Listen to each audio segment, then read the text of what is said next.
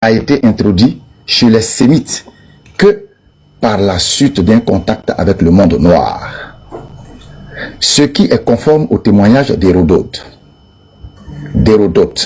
La circoncision ne trouve une interprétation intégrée dans une explication générale de l'univers, c'est-à-dire une cosmogonie que chez les Noirs. En particulier, la cosmogonie Dogon, que rappelle Marcel Griol dans Dieu d'eau, nous apprend que la circoncision, pour avoir tout son sens, doit être accompagnée de l'excision. Oh, jeune homme, on ne fait pas ça. Quand tu es en face de Bénin, il faut faire attention. Tu peux aller dire ça sur ton panel et puis jouer avec l'ignorance de ceux qui te suivent. Quand on parle de circoncision, chaque cantateur dit circoncision égale à excision. Pourquoi? Je continue ma lecture. Ces deux opérations ayant pour but de retirer à l'homme ce qu'il a de femelle et à la femme ce qu'elle a de mâle. Une telle opération, dans la mentalité archaïque, vise à faire triompher les caractères d'un des sexes sur un autre donné. Selon la cosmogonie Dogon, non, je ne pourrais pas tout lire, c'est trop doux. Donc je vous invite à aller lire ça. Cheikh Anta Diop parle bel et bien d'excision dans son livre. Maintenant, il a cité un gars là. Me dis, le gars que tu as cité là, attends, je vais te montrer quelque chose rapidement. Où il est, ici. Tu as cité celui-là. Ici, là. Tu as cité ça, n'est-ce pas? Tu as cité ce gars-là.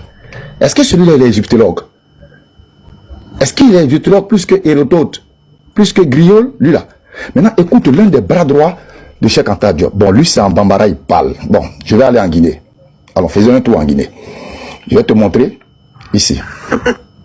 J'aimerais militer pour la dépénalisation de l'excision en Guinée. Moi, je suis d'office là, parce que moi, je ne suis même pas pour, et moi, je suis pour l'excision.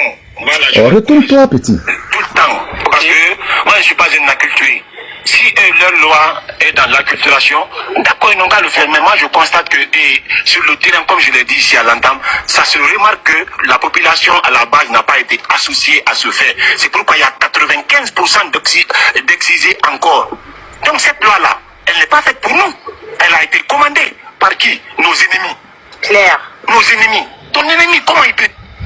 Ça. Parce que moi, je ne suis même pas pour, et moi, je suis pour l'excision. Voilà, je l'encourage. Bon, alors, le monsieur, il dit que c'est les alculturés qui disent que l'excision, là, c'est pas bon, c'est ceci, cela.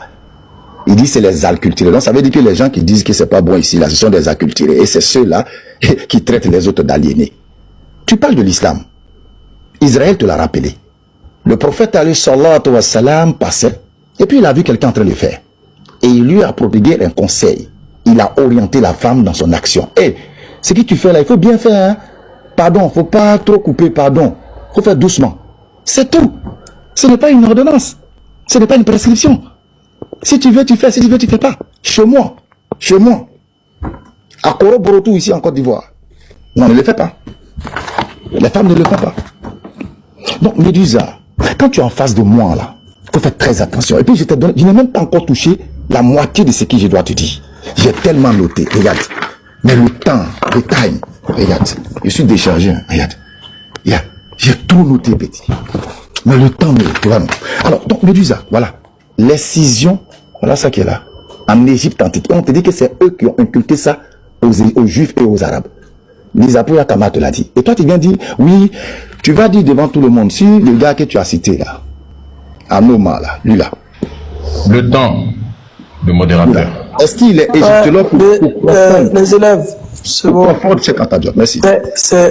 Alors, donc, Médusa, c'est à vous. Ok. Bon, on va chuter. Jusque là, merci beaucoup. Bon, vous voyez par vous-même, jusque-là, on ne voit aucun argument. On ne voit aucun argument si ce sont des effets de phrases. On ne voit rien du tout. Premièrement, ton micro, modérateur, s'il te plaît. Premièrement, j'ai cité des sources de l'islam qu'il n'est pas capable de confier. J'ai dit que dans les 4 écoles de l'islam sunnite, tous les grands imams sont d'accord pour dire que l'excision est islamique. Toi, tu n'es rien en islam. Tu n'es qu'un petit musulman. Tu n'as aucun poids. Tu n'as aucun livre islamique de poids. Tu n'es pas un savant. Toi-même, tu fais partie du madhab, de l'école des Malikites, et je t'ai dit que ton imam de référence, l'imam Malik, dit que l'excision pour les femmes, c'est-à-dire la circoncision, est obligatoire. Tu n'as rien répondu sur ça. Je t'ai cité les 4 écoles de l'islam sunnite. Je t'ai dit que la mère des croyantes, Aïcha, était excisée. Et elle dit elle-même que l'excision, il faut le faire. Ton propre prophète, dans plusieurs hadiths, on t'a dit, tu as sorti le hadith dans lequel il a recommandé, dans l'autre hadith où il demande de le faire, où il dit, ton propre prophète a dit que c'est obligatoire. Pourquoi tu n'as pas parlé de ça? Donc c'est ça que je ne comprends pas, c'est cette hypocrisie. Alors tu peux faire des effets de phrases, je vais t'enseigner, tu vas enseigner à quelqu'un qui est plus intelligent, qui a plus de connaissances que toi. Il faut aller enseigner tous les abrutis musulmans à qui vous pouvez mentir toute la journée sur le Coran. Ici c'est la science qui parle. Je t'ai posé une question, peux-tu me sortir une preuve archéologique de l'excision en Égypte antique? Tu as été incapable. Israël aussi incapable. Vous avez été incapable. Ce que tu viens de faire est un procédé de manipulation qu'on appelle le déshonneur par association. Alors même qu'au début du live, j'ai dit, il y a certains kémites qui pensent que l'excision est africain. Il y en a d'autres qui ont démontré que ce n'est pas le cas. Et qu'est-ce qu'il fait? Il me sort exactement la vidéo d'un kémite qui pense que c'est africain. Ce sont mes propos à moi. Donc on appelle ça le déshonneur par association. Prendre les propos de quelqu'un d'autre pour les mettre dans ma bouche pour m'imputer. On appelle ça aussi le sophisme de l'homme de paille. Tu fabriques des choses que je n'ai pas dites pour essayer de m'attaquer avec des choses que je n'ai pas dit moi-même. Donc tu fabriques un homme de paille à côté. Et c'est avec ça, c'est pour ça que le débat avec toi est insupportable, parce que tu ne maîtrises aucun procédé d'un débat propre. Comme un tirailleur, tu fais n'importe quoi, n'importe comment. Ça peut passer auprès des abrutis, mais quand tu es devant des personnes qui ont de l'intelligence, essaye de te comporter comme quelqu'un, essaye d'être poli, essaye de faire preuve d'intelligence. Ah, pas si tu n'en as pas capable, je ne sais pas. Bon, tu nous parles de Marcel Griol. J'ai dit pourtant que Marcel Griol, qui est directeur de thèse, ne se base, n'a rien, il n'y a aucune preuve. Marcel Griol dit dans le texte que tu as lu, il dit que l'excision pour avoir tout son sens, c'est pas selon lui, il faut lui donner une origine africaine. Ok, ça c'est ton point de vue. Pour que ça ait tout de sens, il faut lui donner. Est-ce que tu as trouvé des preuves? Non.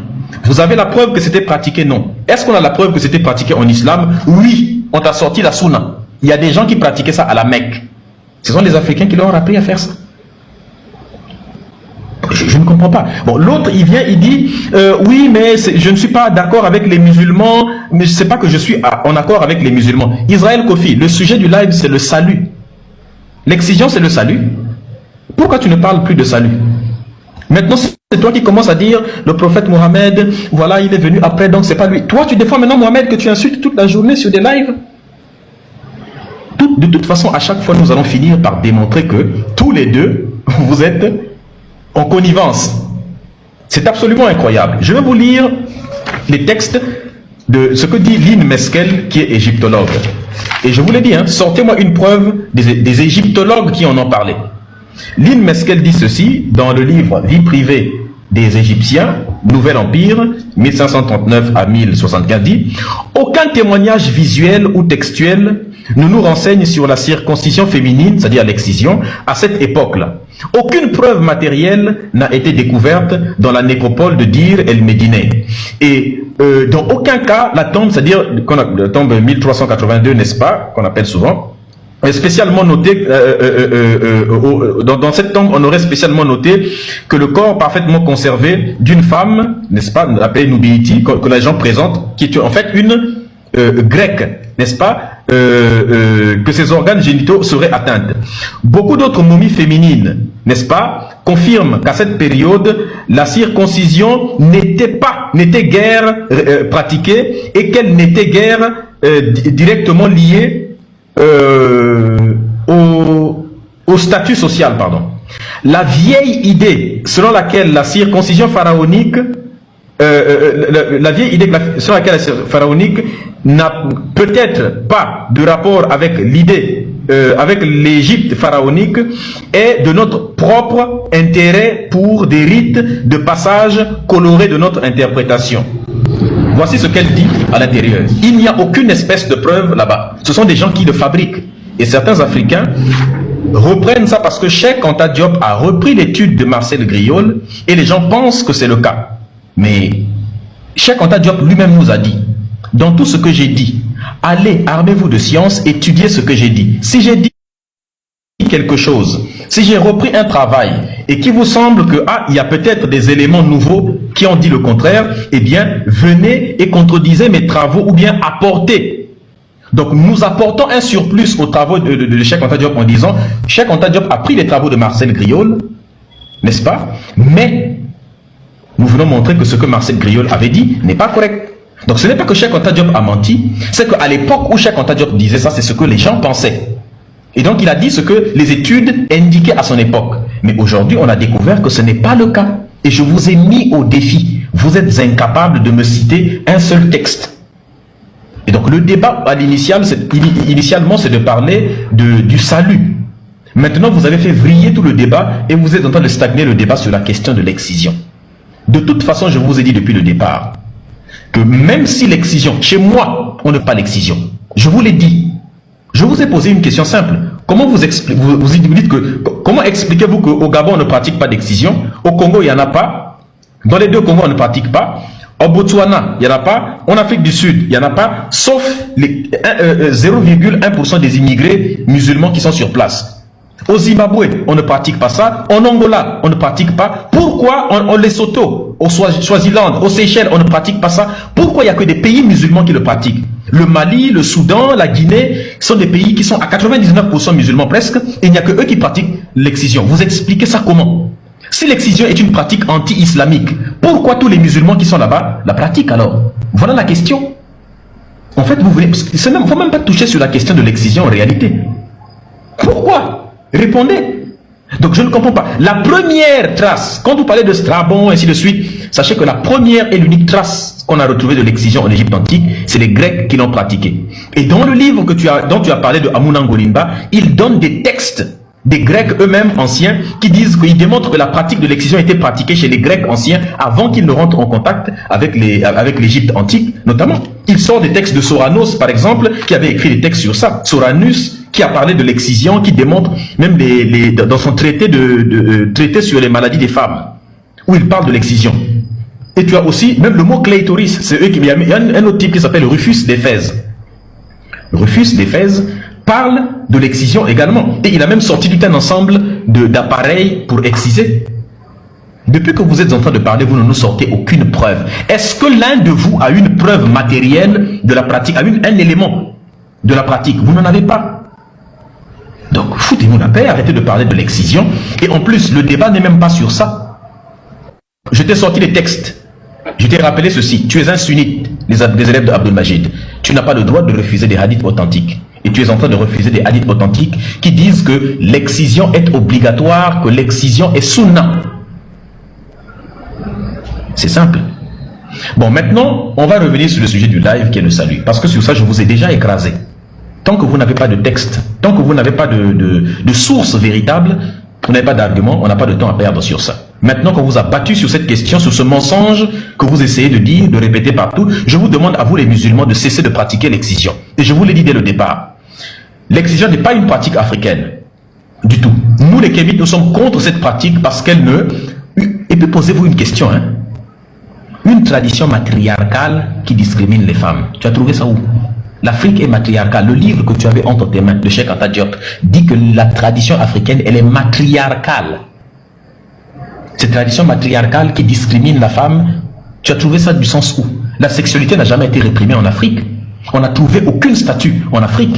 Et même si vous partez dans des langues telles que dans le Bambara, ici on te dit, en Afrique même, il n'y a pas le mot pour dire excision. Le mot pour dire excision, par exemple, dans les langues telles que le Bambara, c'est salinde. Pardon, le Soninké, c'est salinde. Or, salinde ne veut pas dire excision. Salinde, ça veut dire prière, ça veut dire fête. Est-ce que ça veut dire excision? Non, c'est un mot qui a été adapté plus tard. En Bambara, on dit boloko. Boloko, ça veut dire simplement purifier, notamment laver les mains. En quoi ça veut dire excision? Il n'y a pas de mot pour dire excision en Afrique. Et moi, ça ne se pratique jamais. Ton temps s'est écoulé. Donc, maintenant, on va passer à ce que voilà. On va être aux questions. On va suivre ce qu'on avait dit. Et vous allez vous poser des questions entre vous. Je vais faire monter aussi des gens qui vont poser des questions. Vous allez, chacun aura son... en fait, il peut poser la question à une personne. Ensuite, il y a d'autres qui peuvent